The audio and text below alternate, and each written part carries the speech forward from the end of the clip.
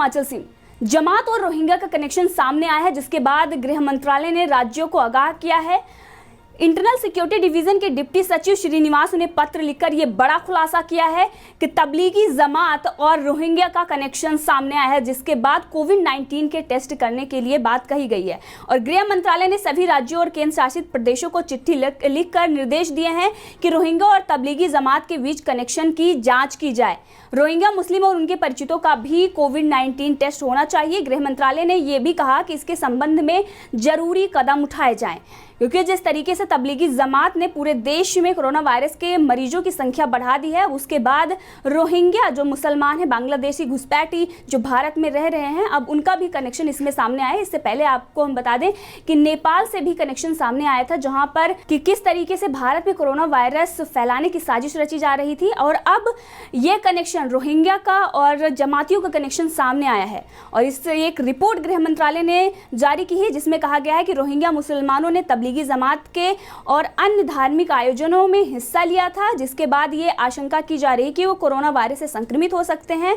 और Rohingya camp देश के अन्य जगहों पर हैं, जैसे हैदराबाद और दिल्ली में भी कई सारे ऐसे जगह हैं जहां पर रोहिंग्या रह रहे हैं, तो उनमें कोविड-19 के टेस्ट किए जाएं। इसी के साथ अब ये बड़ा खुलासा हुआ है, क्योंकि इससे पहले भी जो खुलासे हुए हैं वो लगातार उसकी जांच की जा रही थी। और लगातार ये बड़े खुलासे हो रहे हैं कि जिस तरीके से तबलीगी जमात ने पूरे देश में कोरोना वायरस के मरीजों की संख्या बढ़ाई थी, उसके बाद नेपाल का कनेक्शन सामने आया था, विदेशों से जो लोग आए थे उनका भी कनेक्शन सामने आया था। और अब ये गृह मंत्रालय ने बड़ा खुलासा किया है कि तेलंगाना में रहने वाले रोहिंग्या समुदाय के लोगों ने तबलीगी जमात के जलसे में हरियाणा के मेवात में भी हिस्सा लिया था, और यही लोग दिल्ली के निजामुद्दीन मरकज में शामिल हुए थे। तो ये बड़ी बात है और बड़ा खुलासा हो रहा है कि किस तरीके से हरियाणा में मेवात में पहले इन्होंने हिस्सा लिया था, उसके बाद तबलीगी जमात यानी कि निजामुद्दीन के मरकज में शामिल हुए थे, और जिसके बाद पूरे देश में कोने कोने में फैल गए थे। और आप देख सकते हैं कि किस तरीके से कोरोना वायरस के मरीजों की संख्या लगातार बढ़ती जा रही है। और ये लोग रोहिंग्या समुदाय के लोग श्रम विहार और शाहीन बाग भी गए थे। तो जब हमने पहले भी आपको बताया था कि शाहीन बाग का मामला सामने आया था कि किस तरीके से अंडमान निकोबार से एक कोरोना वायरस का पॉजिटिव व्यक्ति आया था जो शाहीन बाग में शामिल हुआ था। और अब यहाँ पर भी ये खुलासा हो रहा है कि ये रोहिंग्या भी शाहीन बाग और श्रम विहार में शामिल हुए। तो जिस तरीके से ये पूरी तरीके से अब ये खुलासा हो रहे हैं कि रोहिंग्या का कनेक्शन जमात से और ये शाहीन बाग में भी गए थे, तो इस पर अब ये जांच करने का विषय है और लगातार इस पर जांच हो रही है। इसीलिए जो रोहिंग्या ऐसे जगहों पर शामिल हुए थे उनकी जाँच करने के लिए कहा गया है। और ये खुलासा इसलिए किया गया है कि जो लोग रोहिंग्या कैंप में रह रहे थे, वो मरकज में शामिल हुए थे, वो अभी तक कैंप में वापस नहीं आए हैं। तो ये बड़ी बात है कि वो आखिर देश में कहाँ छिपे हुए हैं। और लगातार पुलिस जांच कर रही है, लेकिन अभी बहुत सारे ऐसे खुलासे होने को बाकी हैं, क्योंकि ये कहा जा रहा है कि 9,000 से ज़्यादा लोग मरकज में शामिल हुए थे, जिनमें से सिर्फ 3,000 लोगों की जाँच की गई है। अभी 6,000 लोग छुपे हुए हैं।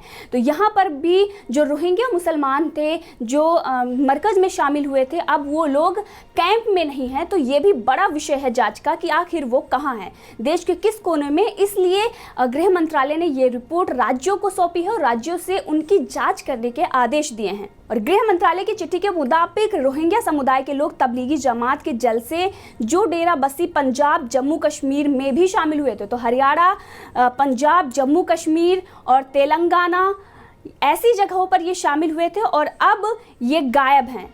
तो ये देश के लिए बहुत बड़ा खतरा है और जल्द से जल्द इस पर जांच की जाए, इसीलिए गृह मंत्रालय ने रिपोर्ट जारी की है। और तबलीगी जमात से लिंक होने की वजह से रोहिंग्या मुसलमान और उनके परिचितों का भी कोविड-19 टेस्ट करना बेहद ज़रूरी हो गया है, क्योंकि कोरोना वायरस के रोकथाम के लिए लगातार जो कोशिशें सरकार कर रही थी उसमें ये नाकाम करने में साबित हो सकते हैं। इसीलिए इनका कोविड-19 टेस्ट करना बेहद ज़रूरी हो गया है।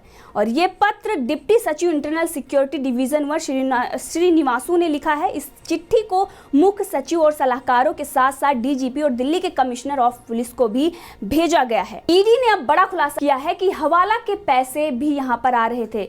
तो ये बिल्डिंग जो अवैध रूप से तैयार की गई है, अब यहाँ यहाँ पर एक और बड़ा खुलासा हो रहा है कि यहाँ पर हवाला के पैसे आते थे, जिसके बाद दिल्ली पुलिस ने छापा मारा था और वहां से इतने सारे लेन देन के दस्तावेज बरामद किए थे और अब दस्तावेज की जांच चल रही है, जिसके बाद ये बड़े बड़े खुलासे किए जा रहे हैं। और इन दस्तावेजों की लिखावट, जैसे कि हमने आपको बताया था कि उर्दू में है और इसीलिए तबलीगी जमात के कुछ पदाधिकारियों की लिखावट के नमूने तैयार किए जा रहे हैं। और ईडी ने लेन देन के दस्तावेजों में मनी लॉन्ड्रिंग की बात कही है और साथ ही पैसा विदेश और विदेशियों से आने की बात भी कही है। जो रजिस्टर उर्दू में लिखे गए हैं उनमें से अनेक अहम खुलासे हो रहे हैं। दिल्ली पुलिस ने तबलीगी जमात और मौलाना साद पर आपराधिक धाराओं के तहत शिकंजा कस लिया है और उन पर धारा 304 और 308 के तहत भी एफआईआर शामिल की गई है। और इसी के साथ आपको बता दें कि किस तरीके से इनकी बिल्डिंग अवैध थी। जो विदेश से आए थे वो टूरिस्ट वीजा पे आए थे और उसके बाद धार्मिक जलसे में इन्होंने शामिल हुए ये, और उसके बाद अब इनका ये भी खुलासा आ रहा है कि हवाला के पैसे आ रहे थे और जो लेन देन हो रही थी वो भी अवैध थी। तो पूरा मामला अब ईडी ने ये जो खुलासा किया है, जो वहाँ से दस्तावेज मिले हैं, अब वो एक तरीके से उसको पढ़ने की कोशिश की जा रही है, जहाँ से ये बड़े बड़े खुलासे हो रहे हैं कि विदेश से और विदेशों से आने वाले ये पैसे आ रहे थे। तो जैसे कि हमने आपको पहले बताया था कि सिमी और पीएफआई ने धार्मिक गुरुओं को यहाँ पर फंडिंग की थी, जिसके बाद दिल्ली हिंसा का भी मामला सामने आया था। दिल्ली हिंसा से भी जोड़कर इसकी जांच की जा रही है क्योंकि वहाँ भी फंडिंग यहीं से हुई थी। और अब यहाँ पर जमातियों का जो मरकज का ये मामला है, अब वो विदेशियों से फंडिंग के भी मामले सामने आ रहे हैं। तो विदेशों से पैसे आते थे, जिसके बाद यहाँ पर अवैध तरीके से बिल्डिंग खड़ी की गई थी, अवैध तरीके से विदेशियों को यहाँ पर शामिल किया जा रहा था और अब पूरी तरीके से ये अवैध तरीके से देश के कोने कोने में छिपे हुए हैं। तो इतने बड़े खुलासे के बाद अब सरकार कदम उठा रही है इन लोगों पर। जैसे पहले बिल्डिंग को सील कर दिया गया था और जिस तरीके से लगातार देश से ऐसे खबरें आ रही हैं कि लगातार पुलिस वालों पर, सफाई कर्मियों पर, मेडिकल टीमों पर हमला कर रहे हैं। इससे पहले गाजियाबाद का मामला सामने आया था, इंदौर का मामला सामने आया था, कितने सारे मामले सामने आए थे, चाहे वो मुजफ्फरनगर हो, जहां जहां भी विशेष समुदाय की तादाद ज्यादा है वहां से ही ऐसे मामले सामने आ रहे हैं। और वहीं आपको बता दें कि मध्य प्रदेश से भी बड़ी खबर आ रही है, वहां पर भी सफाई कर्मी पर आदिल नाम के एक शख्स ने हमला कर दिया, कुल्हाड़ी से हमला किया है। और इसमें भी बहुत बड़ा खुलासा हो रहा है कि मस्जिद के सदर ने इन लोगों को सफाई कर्मियों पर हमला करने के लिए उकसाया था, जिसके बाद आदिल खान ने सफाई कर्मी पर हमला किया और कुल्हाड़ी से हमला किया गया है। ये बड़ा खुलासा आदिल ने किया। जब उसे गिरफ्तार किया गया तो उसने बड़ा खुलासा किया कि मस्जिद के सदर ने उन लोगों को उकसाया था इन पर हमला करने के लिए। तो आदिल ने बड़ा खुलासा किया है, उससे पूछताछ की गई, जिसके बाद उन्होंने बोला कि मस्जिद के सदर ने उन्हें उकसाया था सफाई कर्मियों पर हमला करने के लिए। तो सफाई कर्मियों को टारगेट बनाने की बात कही गई थी। इससे पहले मेडिकल टीम और पुलिसकर्मी पर भी हमला किया गया, वहीं से चाकू से हमला किया ही गया था। इंदौर में पहले भी ये मामला सामने आया था इंदौर का, और अब भी वहां पर भी मामला सामने आया है। और जिसके बाद अब ये देवास का मामला सामने आया है कि किस तरीके से फाते गांव का ये मामला है कि सफाई कर्मी पर कुल्हाड़ी से हमला किया गया है और वो जिस पर हमला किया गया वो दलित है और दलित होने के नाते हरिजन एक्ट के तहत इन पर कार्रवाई की गई है, जिसके बाद इनको गिरफ्तार किया गया। और वहीं पर जो सफाई कर्मियों उन्होंने बड़ा फैसला लिया है कि मुस्लिम आबादी वाले क्षेत्रों में वो सफाई करने के लिए नहीं जाएंगे। फाते गांव में जितने भी मुस्लिम वार्ड है, ना तो हम उस वार्ड की सफाई करने जाएंगे और ना किसी कर्मचारी को भेजेंगे। इसकी घोषणा सफाई कर्मियों ने जाकर कही है कि मुस्लिम आबादी जहां पर ज्यादा है हम वहां सफाई करने नहीं जाएंगे, क्योंकि लगातार ऐसे केसेस सामने आ रहे हैं जहां पर चाहे वो स्वास्थ्य कर्मी हो, पुलिस कर्मी हो, अब सफाई कर्मी जिन पर हमले किए जा रहे हैं। और अगर देखें तो कोरोना वायरस के मरीजों की संख्या भी जमात की वजह से बढ़ रही है और ये विशेष धर्म के ही लोग हैं जो उनको लगातार सपोर्ट कर रहे हैं, उनके सपोर्ट में ऐसे हमले कर रहे हैं ताकि मेडिकल टीम और सफाई कर्मी और पुलिस कर्मी जो इस समय पर जब पूरे देश में महामारी फैली हुई उस समय पर कैसे कोरोना वॉरियर्स बन के सामने आए हैं और वहाँ पर लगातार अपना काम कर रहे हैं और इससे एक तरीके से इनका मनोबल टूट जाए जिसकी वजह से पूरे देश में ये बीमारी और फैले।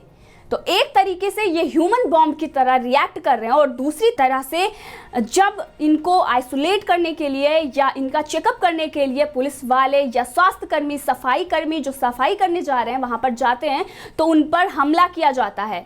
तो ऐसे समय पर, ऐसे मुश्किल घड़ी पर भी ये देश का साथ नहीं दे रहे हैं, और इसके बाद ये लगातार उन पर हमले कर रहे हैं, लगातार छुपने की कोशिश कर रहे हैं। कितने सारे मामले सामने आए हैं, उसके बाद भी इनके सपोर्टर ये चीज़ देखने के लिए नहीं है, इस पर बात नहीं की जा रही है। इसके अलावा और भी सारे मुद्दों पर बात की जाती है, लेकिन जमात पर बात नहीं की जाती है। वहीं आपको बता दें, अगर इन पर किसी ने सवाल खड़े किए तो उनको ट्रोल किया जा रहा है। जी, हम बात कर रहे हैं बबीता फोगाट की। बबीता फोगाट ने इन जमातियों के बारे में ही ट्विटर पर एक ट्वीट किया और उन्होंने लिखा था कि कोरोना वायरस भारत की दूसरे नंबर की सबसे बड़ी समस्या है, जाहिल जमाती अभी भी पहले नंबर पर बने हुए हैं।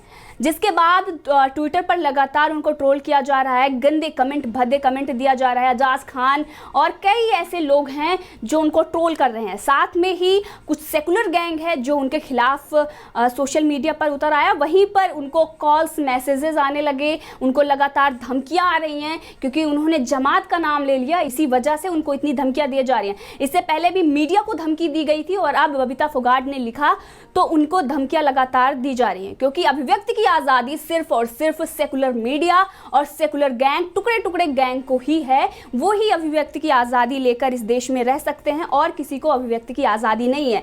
एक ऐसी लड़की जिसने पूरे देश का नाम ऊंचा किया है, गौरव किया है, और उसके बाद अगर वो अपने देश के हित में कुछ बातें बोलती है तो उसे ट्रोल किया जाने लगता है। और इस देश में यही है अभिव्यक्ति की आज़ादी। और जिसके बाद बबीता फोगाट ने पलटवार किया है और इन लोगों की बोलती बंद कर दी है। उन्होंने इन लोगों पर करारा जवाब देते हुए कहा है कि मैं जायरा वसीम नहीं हूं जो तुम लोगों से डर कर मैं घर में बैठ जाऊं, कान खोलकर ये सुन लो। तो बबीता फोगाट ने इन लोगों की बोलती बंद कर दी है और लगातार उनके सपोर्ट में लोग भी आ रहे हैं जो देश हित की बात कर रहे हैं। वो लगातार बबीता फोगाट को सपोर्ट भी कर रहे हैं।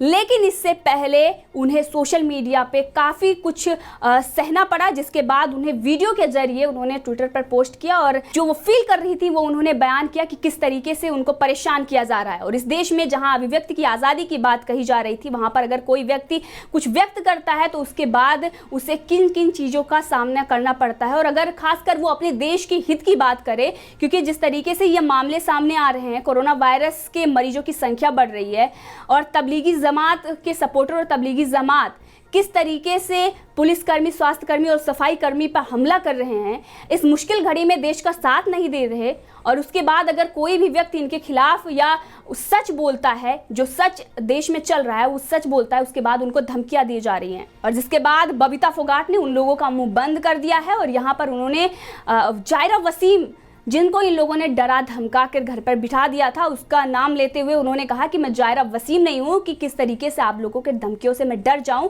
मैं देश की हूं और देश हित में बात करती रहूंगी। साथ ही उन्होंने बताया कि किस तरीके से उनको ये चीज़ें फेस करनी पड़ रही थी और उसके बाद उन लोगों ने इन विरोधियों का मुंह बंद कर दिया है।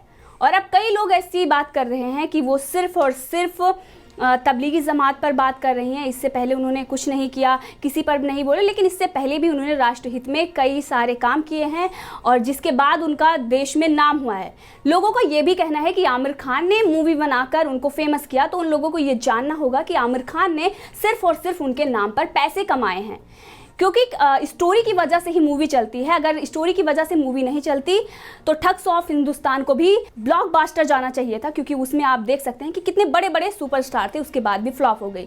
तो स्टोरी में दम होने के बाद ही मूवी चलती है। आमिर खान के नाम से मूवी नहीं चलती, क्योंकि बहुत सारी ऐसी मूवी हैं जो फ्लॉप हो चुकी हैं। अब इन लोगों को ये जवाब मिल गया होगा जो कह रहे थे कि आमिर खान की वजह से ही ये फेमस हुई हैं।